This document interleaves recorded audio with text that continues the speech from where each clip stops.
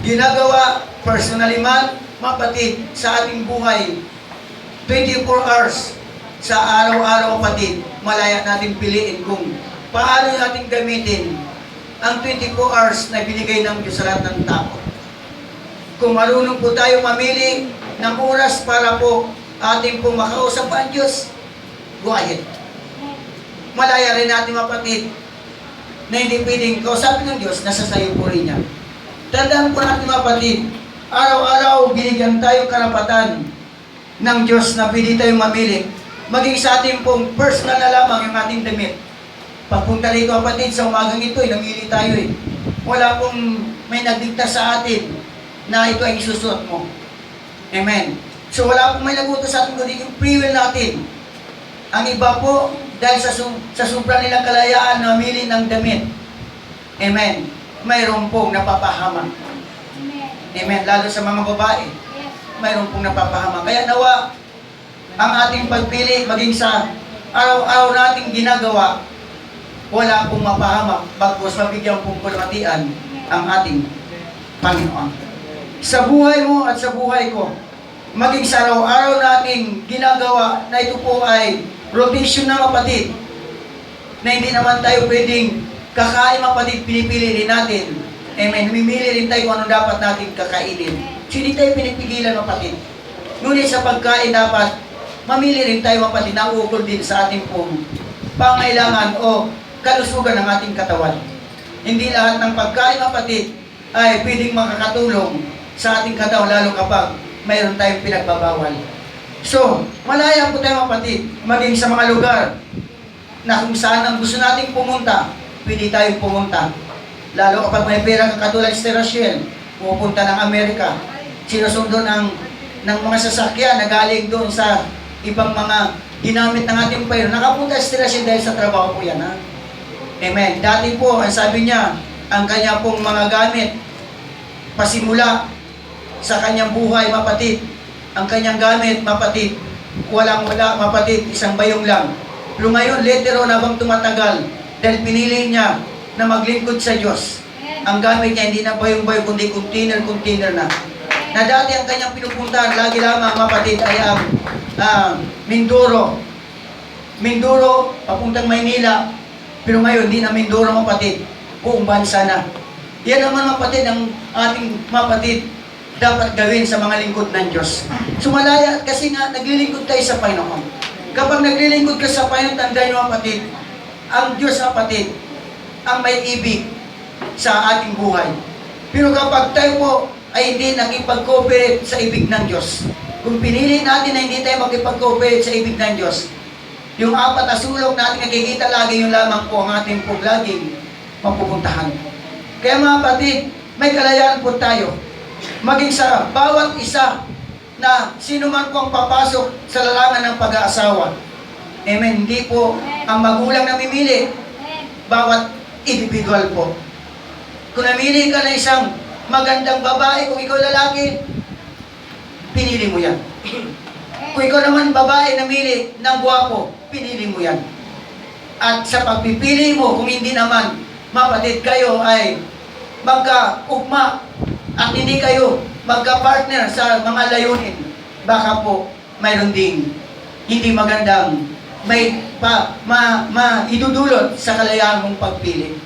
Kaya nawa, maging wise po tayo sa pagpipili, maging sa ating pag-aasawa. Amen. Hindi lamang nakikita sa pang-anyong panglabas at hindi lamang nakikita sa maraming laman ang wallet. Hindi lamang nakikita yan sa magandang ayos ng forma ng damit na kising guwapo at kasing gandang mag-ayos ni Brother Samuel. Amen. So mapatid, ang sukatan ng pagpipili, iyang po kapatid, ay sukatan na kung yan ay kalooban ng Diyos para sa iyo, maganda po ang magiging takbo ng iyong buhay. Kaya hindi basta-basta mga young people na nakita mo lang sa Facebook, guwapo, okay na ito, pipiliin ko na ito. Yung aking dating sinagot, ayaw ko na kasi hindi naman gwapo. Pag sinagot ko ng isang bagay, huwag ka na muling magsagot sa mga Kristiyano. Amen. Lahat ng mga people, opo. Amen. So church, binigyan tayo ng kalayaan na mamili.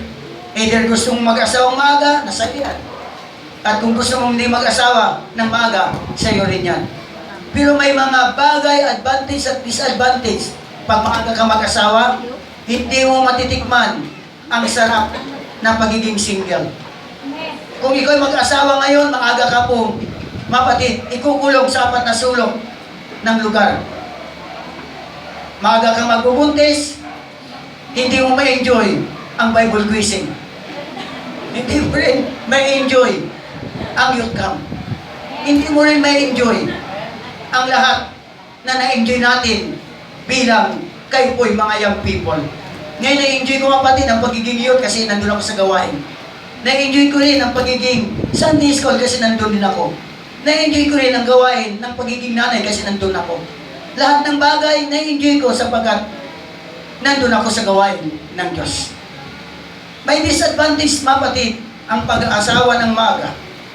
At mayroon pong advantage sa pag-asawang matagal. Sapagkat habang matagal, amen, nakikita mo ang tunay na kulay na magiging asawa mo. At nakikita mo ang tunay niyang kaanyuan habang tumatagal. Kung hindi mo siya mahal, ang paa niya kapag may kunting sugat, ang laki na sa paningin mo. Pero kapag mahal mong isang bagay, kasing laki man niya ng timbang sugat, habang tumatagal, lalong gumaganda ang kanyang sugat. Ibig sabihin, mahal mo yan. Walang pa natin ng ating. So, may mga kalayaan tayo. Sa ating pagkalayaan, kapatid, sa pagpili, nawa, tayo po'y magkaroon ng karunungan ng gagaling sa ating Panginoon. We can choose, mapatid, amen, God or the devil sa ating pagpipili. Gusto mo, mapatid, ang kasalanan or gusto mong maging banal sa harapan ng Diyos? Gusto mo ng poverty o prosperity? Nasa sayo yan, mapatid. Kung gusto mo ng blessing o sumpa, or gusto mo, mapatid, ng buhay o kamatayan. Lahat yan po, kapatid, ay nasa ating pagpipili. We are responsible, kapatid, for our choice. Tandaan po natin. Or decision. We will suffer, kapatid, the consequence if we make a wrong choice. Kaya, church, na ba sa ating pagpili, magkaroon po tayo, kapatid, ng karunungan ng gagaling sa ating Panginoon. Kaya dawa, araw-araw sa ating prayer, Lord, bigyan mo po ako ng karunungan ng tamang desisyon. Nawang desisyon kung mayroon man tayong iniisip. Amen. Kung papasok tayo sa bagay, amen, na hindi po, para bang hindi tiyak, kailangan mayroon muna tayong prayer. Hingi tayo ng desisyon mula sa ating Panginoon. Lalo, mapatid, money involved. Amen. Maraming mga kapatiran ngayon nasisira, mapatid, sa pera. Dahil kapag mayroong narinig na business, mapatid, na malaki ang tubo, amen, papasukan agad, huwag na huwag, mapatid. Sa Sigma, mapatid, kami po ay nag-seminar.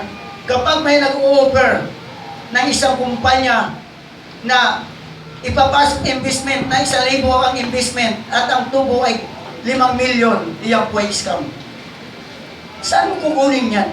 Papangakuha ka every month ng tubo, Charles, huwag kayo basta-basta papasok. Pero kapag pinili nyo yan, wala akong magagawa. Ikaw po ang mayroon pong consequence sa buhay nila. Pero mas maganda, mapatid, iyadan natin lahat ng bagay sa ating Panginoon. Ano man po ang ating magiging desisyon, kailangan hawakan nawa ng Panginoon ang ating magiging desisyon. Ito ba'y tama? Ito ba ay mga kasama? Ayaw ng Diyos ng kanyang mga anak mapasama. Pero dahil tayo minsan mayroong kalayaan na mamili, mas pinili natin ang masama, kaya nagiging masama ang mga manampalataya.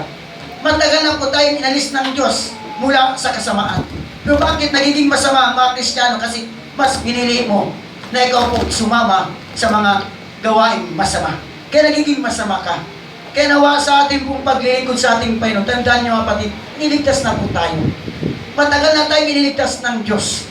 Ngayon, maliligtas tayo kapag right decision o right choice ang ating ginagawa sa araw-araw nating paglilingkod sa ating Panginoon. Mga kaibigan sa iglesia nito, our choice has power to save or destroy us. Our choice, mga kapatid, will determine, amen, our destiny. Because our life, mga kapatid, is composed of choice.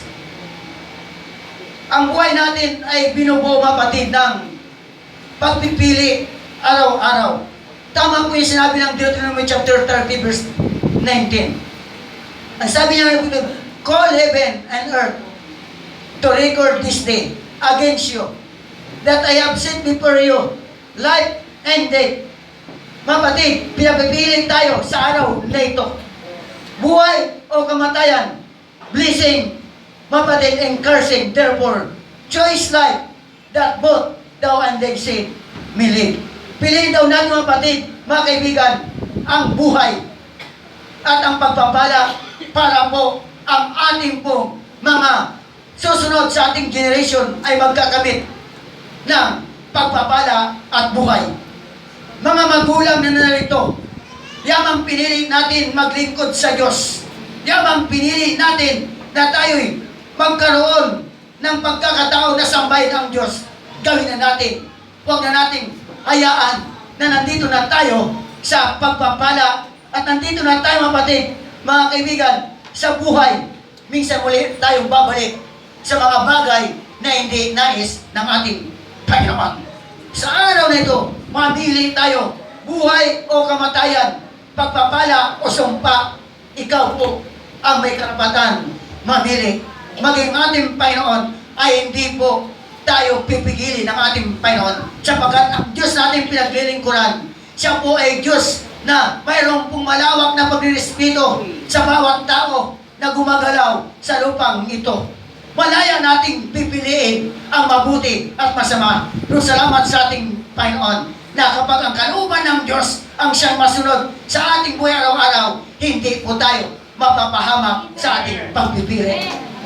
Joshua chapter 24 verse 15, ang sabi niya, and if same able to you to serve the Lord, choose you this day whom you will serve, whether the gods which your fathers served that were on the other side of the flood, or the gods of Amorites, in whose land ye dwell.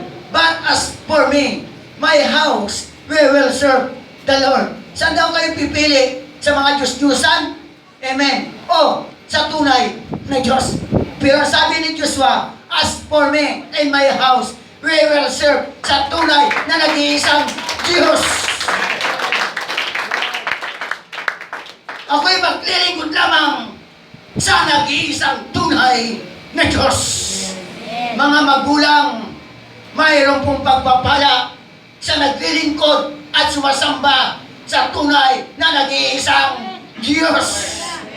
Jeremiah 21 verse 8, and unto these people thou shalt say, thou said the Lord, behold, I set before you the way, life and the way of death. Mamimili tayo kung saan tayo dadahak sa daan ba ng buhay o kamatayan. Mga kapatid, marami po ang nasisira ang kanyang buhay. Bagamat pasimula, kasama niya ang Panginoon. Pero kapag ikaw na po pumili sa iyong sariling daan, bagamat ang akala mo ay tama pa rin. Yan sinabi ng Proverbs, may tila daan na matuwid sa tao, ngunit ang dulo nito ay kapamakan. Mga kapatid, mga magulang, nawa araw-araw nating makapiling ang ating Panginoon. Maging malapit tayo sa ating Panginoon para ang ating buhay paglalakbay sa mundong ating kinagagalawan, tayo po ay hindi mapahamak. Ating babalikan ang buhay ni Lot, na kung saan si Lot, kapatid, napakalaki pong pribilehiyo. Amen. Sa lahat ng nilalang, si Lot, kapatid, napakataas ng privilege, napakataas na pribilehiyo niya. Kasi, kapatid, siya po ay pamangkin ng kaibigan ng Diyos. Imagine, sino yung kaibigan ng Diyos? Si Abraham. Kapag ikaw po ay naging kamag-anak ng kaibigan ng Diyos, nandun din ang blessing. Amen. Kaya nga, hindi ka tayo nagtaka. Kung tayo po'y tutong-totoo na pinili natin ang Diyos, maging sa paglilingkod natin, maging sa pagsamba natin sa pagpupuri, tutong-totoo ka, pag may pinagpipili ka, ito po'y ino-honor ng Diyos. Kasi ang ino-honor dyan ng Diyos, of course, yung matuwid. Kaya bawat prayer natin, kapatid, sa ating mga kamag-anak, na sila po ay magkaroon ng pagpapala, nagkakaroon sila. Mga pananim nila kung sa probinsya, mapatid, tumutubo ng maayos, nasusurvive ang kanilang buhay. Pero mapatid, minsan, may mga pinipili silang desisyon nila na hindi natin isaklaw at hindi po kaya pigilin ng Diyos. Minsan napapamag ang kanilang buhay. Halimbawa, bisyo ng bisyo sila. Amen. Hindi natin dapat sisihin ang Diyos. Lord, bakit? Manampalataya naman ko, Panginoon eh. Nagpapaawit pa nga aspirasyon dun sa simbahan. Ang mga nanay na mababait, nagbibigay sa Panginoon. Pero bakit, Panginoon, nagkasakit ang aking nanay o ang aking kapatid? Mapatid, tanda natin, wala pong kasalanan ng Diyos at wala kayong kasalanan. Ang may kasalanan, siya po, dahil siya ang pumili. Amen. Sinabi na ng mga doktor, o sinabi, mapatid, ng gobyerno, huwag manigarilyo kasi kapag nanigarilyo, magkakaroon ng problema ang tao. Masusunog ang kanyang baga, mawawala ang kanyang bituka. So, wala ka dapat ikakatakot at wala ka dapat ikakalungkot. Dahil pinili niya yan eh. Halimbawa, mayroon kang magulang na hindi naglilingkod sa Panginoon. Praise God. Napahamak ang kanyang kaluluwa, hindi mo na dapat yan problemahin. Hindi ka na dapat malungkot nung siya'y namatay. Gusto mo na rin sumama doon sa ilalim ng lupa. Pinili niya yan eh. Ayaw niya maglingkod sa totoong Diyos. Anong gagawin natin? Hindi ka na dapat kayak-kayak sinisisi mo. Diyos, Lord, bakit kinuha mo ang buhay niya? Hindi pa siya nakatanggap, Panginoon, sa'yo. Mapatid, matagal na dapat. Simula, nung tayo po'y nagkaroon ng kamalayan sa mga bagay na mabuti at masama, nawa, pinili na natin na gumawa ng mabuti. Sana pinili na natin maglingkod sa totoong Diyos para pag namatay ang tao, mapatid, wala dapat tayo ikatakot o pangamba. Dahil pangako yan ng Diyos, bagamat ang tayo mamatay, sino man sumampalataya sa Kanya, magkakaroon muli ng panibagong buhay. Matagal ng panahon di ka sumampalataya sa Diyos, mapatid, pinili mo na hindi makapasok sa kalian ng ating Panginoon. Mga kapatid, si Lot, mapatid, sayang. Amen. Later on, nabasa natin, mapatid, pasimula, napakaganda po siya ang kanyang buhay.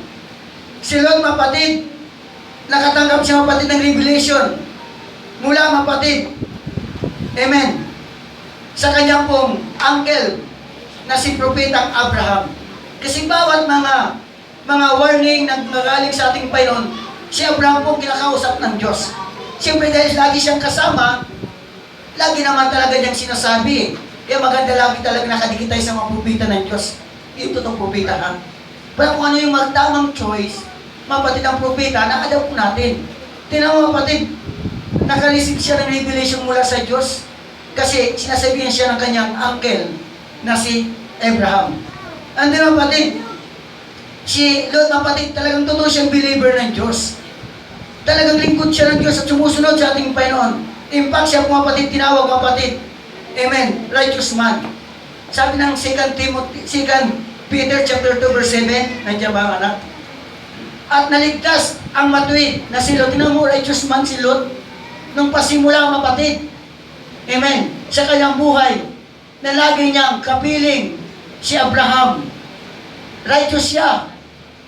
Amen. Righteous po, mapatid. Nalubang, nahapis sa mahalay na pupumuhay ng masasama. Ibig sabihin, malulungkot siya sa buhay ng masasama. Amen. Yan po ang buhay ni Lot. Amen. At siya po, mapatid, ipinagpala materially. Materially nga, umpisa natin doon sa Genesis, pinasa natin kanina, kaya nga nagkakaroon ng problema, nagkakagulo eh. Kasi dami na nilang pong kayamanan. Kaya ingat din ha, pag marami ng kayamanan, magulo na rin pala. Ingat ha. Pag sakaling yumaman na kayo, at yan namang prayer natin, huwag maging magulo ang inyong isip. Bawas-bawasan yung kayamanan nyo para hindi magulo. Kasi kapag marami na, talagang magulo na. So kapatid, si Lot kapatid, he was blessed by God materially. Pero kapatid, in the ending kapatid, mababasa natin, ang buhay ni Lot kapatid, nagkaroon ng miserable na buhay. Distraction kapatid sa kanyang pamilya kasi lingkod ka naman ng Diyos, tapos later on, magkakaroon kapatid ng distraction ng buhay ng iyong pamilya. Masakit po yan sa buhay ng isang lingkod ng Diyos. Wala ka ng ibang ginagawa para mapabuti ang lahat ng tao, maging pamilya mo, pero later on, sabi ng Luke chapter 17:32, remember Lot's wife. Siya po'y namatay, mapatid, doon sa Sodoma, yung kanyang asawa. Wow, namatay. Kasi mapatid, si Lot kasi mapatid, pinili niya. Nung sila po'y nagkaroon ng problema, nag-away-away na, si Abraham dapat, siya po yung mayroong karapatan na mamili ng lugar. Pero dahil righteous man nga, mamamatay si Abraham, at the same time, hindi na natakot si Abraham. Saan man siya ilagay dahil alam niyang sinasamahan siya ng Diyos. Wala po doon ang pagpapala sa lugar kundi kung saan ka sasamahan ng Diyos. Ilagay ka man sa mundo kapag kasama mo ang Diyos, ibiblis ka ng Diyos. Ilagay ka man sa global city kapag kasama mo ang Diyos, ibiblis ka ng Diyos. So nakita ngayon mapatid ni Lot, mapatid, nung sila nagkaroon ng decision. Pinapili siya ng kanyang uncle, pamangkin, dahil hindi na nagkakasundo ang ating mga pastor sa tagapag-alaga ng mga hayop para hindi na lalaki ang gusto. Mamili ka ngayon. Kung ikaw papunta ng kanan, ako'y papakaliwa. At kung ikaw papakaliwa, ako'y pakanan. So nakita ngayon mapatid ni Lot yung magandang kapalatagan, ibig sabihin mapatid patag at mayroon pang dinadaluyan ng tubig. Wala sa panahon natin ngayon, walang global city. Global city mapatid sa panahon natin ngayon, papiliin ka nga naman sa Catanduanes. Catanduanes, doon kayo lalagay pioneering. Amen, Brother Sam. Saan pipiliin mo? Catanduanes o itong global city? Kapag sa Catanduanes, hindi mo makikita ang girlfriend mo. Samantala kapag ikaw nasa global city, masisilayan mo ang girlfriend mo palagi. Sa Facebook, makita mo. Sa cellphone, may signal. Doon sa Catanduanes, cannot be rich. Ayaw kang payamanin. So, mapatid, kung sa ating pong kaisipan, pipili natin ang global city. Di ba? Papili ka kaya sa Mindanao, saan? Dito sa Port Bonifacio. Sa Mindanao, ang dami kalaban. May ISIS, mayroon Abu Sayyaf, may PE. Dito, anong kalaban natin? Mga adik lang. At mga general na 5. Mas dito na lang ako para sa akin. So mga kapatid, yun po yung pinili ni Lot. Kasi everything mga kapatid is okay na. Simentado na ang kalsada. Amen. May ilaw na sa kapaligiran. Pero mga kapatid, sa kanyang pagpili, ito po yung pagpili na kung saan siya po yung may kagustuhan. Dahil mas pinili niya ang Sodoma at Gomora. Ang conclusion mga kapatid, napahamak ang kanyang pamilya. Samantala si Abraham, nandun, nasa Canaan.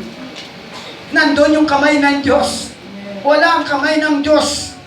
Walang presensya ng Diyos sa Sodoma at Gomora sapagkat ang Sodoma at Gomora napapaligiran ng mga bagay na hindi po kalugod-lugod sa harapan ng Diyos. Mga kapatid, nandoon ang kamay at kapang ng Diyos sa isang lugar na kabanalan ang laging pinag-uusapan. Kabanalan lagi, mapatid, ang gusto ng isang tahanan. Bagaman ilagay man tayo sa mundong hindi natin masabing mapatid maganda, pero kapag pinag-uusapan lagi natin ang Diyos at ang kaluwatian ng Diyos, pinag-uusapan lagi natin ay ang kabanalan ng Diyos na siya ay implement natin sa ating buhay. Nandoon ang kamay ng ating Panginoon. I-bless tayo ng ating Panginoon. Saan ka man pumaroon. Mga kapatid, hallelujah, sa buhay mo at sa buhay ko, nawa magkaroon tayong matalinong pagpapasya. Pagpapasya na kung saan nakataya sa atin ang buhay o kamatayan.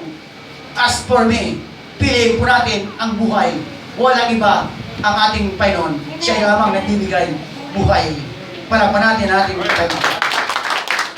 Maging mapatid, si Dimas na matagal na pong kasama-sama ni Pablo sa pangangaral. Dimas mapatid, amen. Ang ibig sabihin ng Dimas mapatid, popular. Dimas means popular mapatid. Mas pinili ni Dimas maging popular siya kaysa sa siya po'y maging aba na lingkod ng Diyos. Siya'y tumalikod, mapatid, sa kanyang partner na si Paul. Siya po'y nanumbalik sa sanlibutan. Nag-backslide siya, mapatid. Mas ginusto niyang makilala siya ng sanlibutan. Maraming pera, tanyag siya. Charles, hindi masama na bigyan tayo ng karangalan.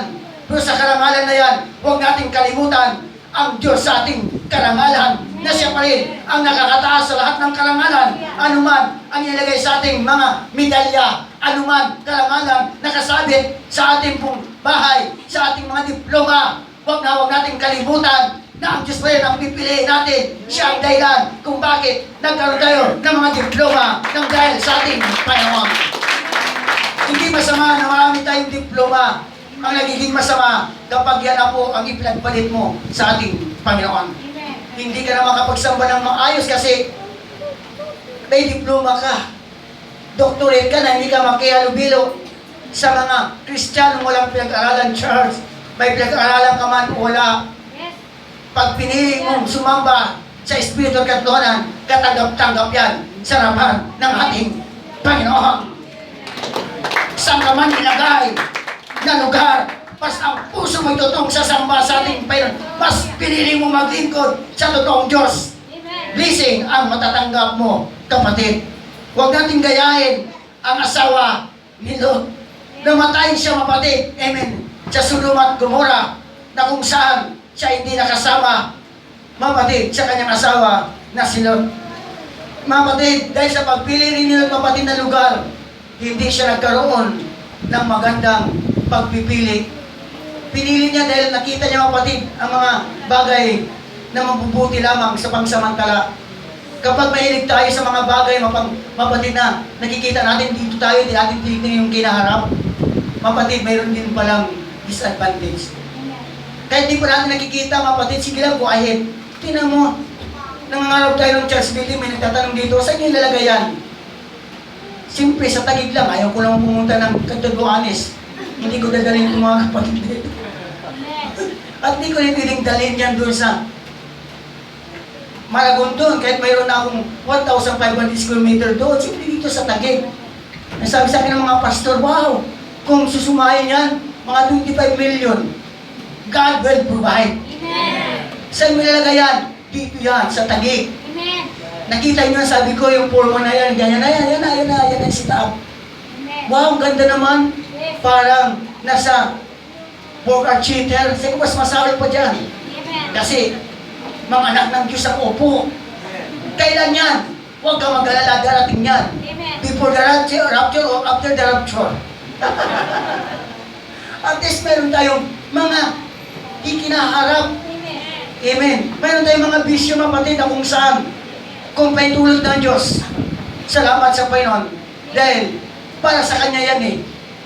Hindi tayo nagbibisyo na kung saan itataas natin ang ating relihiyon o ang pastor. Wala, mapatid.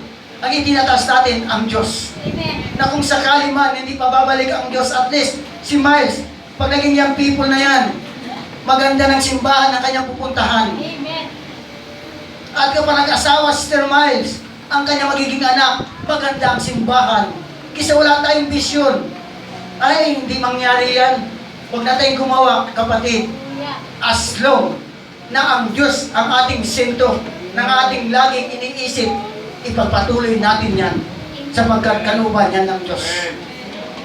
Sa pagpili natin, kapatid, nandyan po ang pagpapala at ang sumpa. Sa buhay mga kapatid, kapag nagkamali tayong pagpili, mga kapatid, mayroon pong consequence na darating po sa bawat isa sa atin. Kaya dapat ingat po tayo.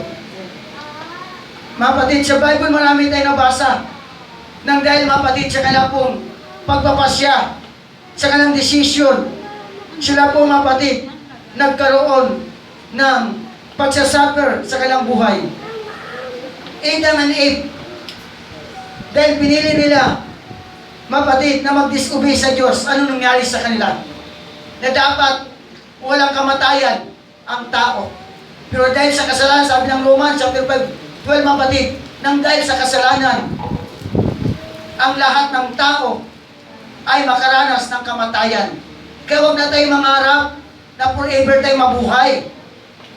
Ang isipin natin, mga kapatid, ikaw ang isusunod, tayo ang isusunod sa hindi natin alam na kamatayan. Kaya dapat huwag tayong matakot pag may dumating na kamatayan sa buhay natin. Dahil, sabi ng Biblia, nang dahil sa kasalanan, ang lahat ay makaranas ng kamatayan.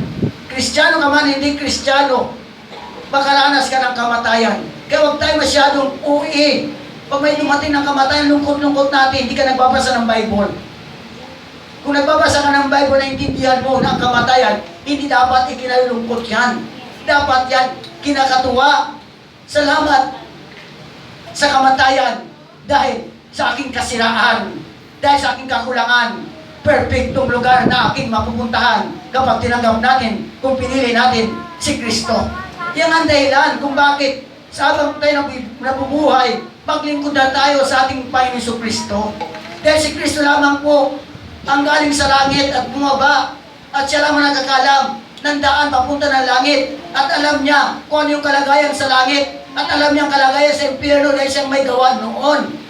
Nais ng Diyos na ang tao ang mamili doon sa impyerno, dahil ang impyerno ay para lamang kay Satanas sa kanyang mga kampon. Galing doon ang ating Panginoon.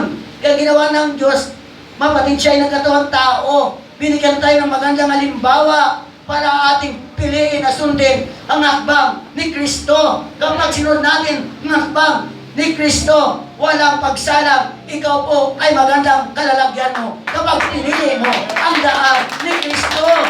Pero kapag ikaw ay namatay na hindi mo pinili si Kristo, wala ka dapat sisingibang tao.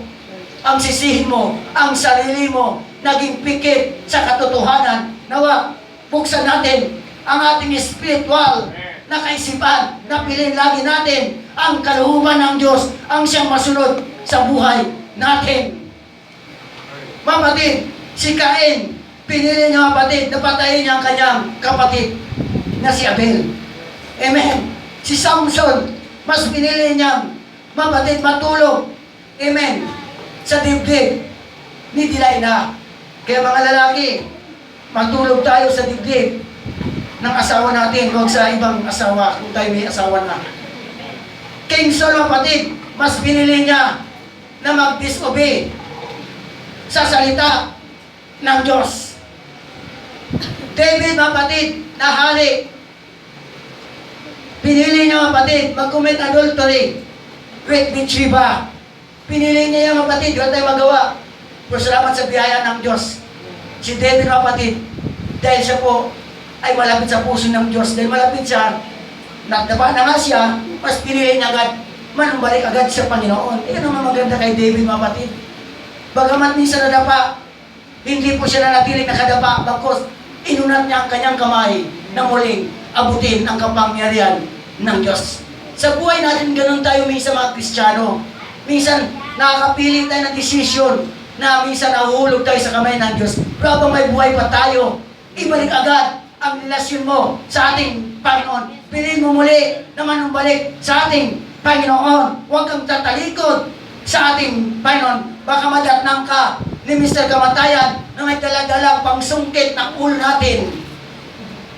Baka mamatay ka, delikado. Kaya kapag nakapaggawa na ganang kasalanan, kailangan manalangin agad, hingi ka ng tawad sa ating Panginoon. Umiyak agad sa presensya ng Diyos. Ibabalik ng Diyos muli ang Espiritu na ipinagkaloob niya sa atin. Solomon, mas pinili niya na mag-asawa ng 1,000. Kaya mo yan?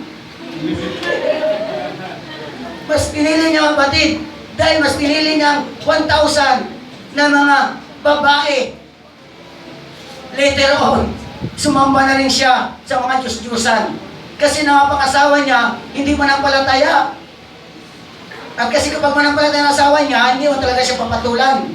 Kaya ang naging asawa niya, yung mga hindi manampalataya, mga reyna, at sumasamba sa mga Diyos-Diyusan. Kaya si Solomon, dating manampalataya, nag-asawa ng mga backslider. Amen. Sumasamba sa mga Diyos-Diyusan. Ganun din si Solomon. Siya mapatid ay nag-asawa, mapatid, na mga hindi manampalataya, kaya siya ay sumamba sa mga Diyos-Diyusan later on. Maging si Ananias, mapatid, ay sa pera, masipag sa kabanalan, masipag sumama sa mga gawain. Pero mapatid, nasilaw siya sa financial. Nagdatay, mapatid, ang ali-alian ng mga tao na mapatid, sama-sama ang ibinibinta, daling po sa templo, sa simbahan. Pero dahil mapatid, yung kanyang alayan malaki, ibininta, pero mapatid, hindi dinala sa simbahan. Pagkos mapatid, kanilang tinago. Ano nangyari? Sa pera mapatid, dahil mukhang pera, namatay po sa harapan ng Diyos. Church, nawa, kung pinagpapala tayo, huwag natin kukunin ng isang bagay. Ang para sa Diyos ay para sa Diyos. Ang para sa iyo, doon ka lamang pakialam. Nawa, piliin pa rin natin na ang kalooban ng Diyos sa buhay natin ang masunod. Mga kapatid, ang tamang pagpili, yan po ay pwedeng magligtas sa ating mga buhay. Pwedeng magpala sa buhay natin. Si Enoch, dahil pinili niya na lumakad, nakasama ang Diyos, siya po ni-rapture papunta ng langit. Nawa, sa ating buhay paglilingkod, piliin lagi natin kasama lagi ang Diyos. Ang inaantay natin ay ang rapture. Wala na tayo ibang inaantay. Hindi si Antichrist ang ating inaantay. Dahil si Antichrist ay darating dito upang maghari. Ngunit sa mga anak ng Diyos, hindi natin inaantay si Antichrist. Inaantay natin ang pagbabalik ng ating Panginoon. Naman palagi natin kasama ang Diyos naman tayo pumaroon. Anytime, any moment, mapatid, tutulog ang trumpita ng ating Panginoon sa isang kisap mata. Na literon, kapag matinong mga Kristiyano, mawawala sa kanyang bahay, mawawala sa simbahan, mawawala sa opisina, mawawala ang matinong piloto. Magkakaroon ng malaking disgrasya kapag kayo piloto na manampalataya at tumanggap ng Holy Ghost, baptized in Jesus' name, namumuhay ng kabanalan, babagsak ang eroplano dahil nawala na ang piloto. Kapag ikaw ay namamlansya, matinong kang katulong, hindi ka natutulog at puspos ka ng Holy Ghost, hindi ka natutulog sa oras ng trabaho, at tapat ka sa iyong amo, pag na-rapture, namamlansya ka, iiwanan mong plancha, masusunog ang bahay. Ganyan mga kapatid ang kalagayan kapag na-rapture ng matino tayo lahat ng bagay. Hindi natin alam kung kailan. Pero maging matino tayo. Lumakad tayo na kasama ang Diyos. Kung paano si Enoch, mga kapatid, he was translated to heaven. Type of shadow, mga kapatid, ng rapture. Tayo po kukunin ng Diyos. Ang pagbabalik ng Diyos sa kanyang sikang coming. Amen. Kanyang sikang coming, pagbabalik ng Diyos ay ang rapture. Ang mga iglesia walang kulubot. Ang iglesia namumuhay na may kabanalan. Ang iglesia mas pinili na maglingkod sa ating Diyos na tunay. Ang iglesia ng kanyang puso, walang iba. Si Kristo lamang talaga ang sinasamba.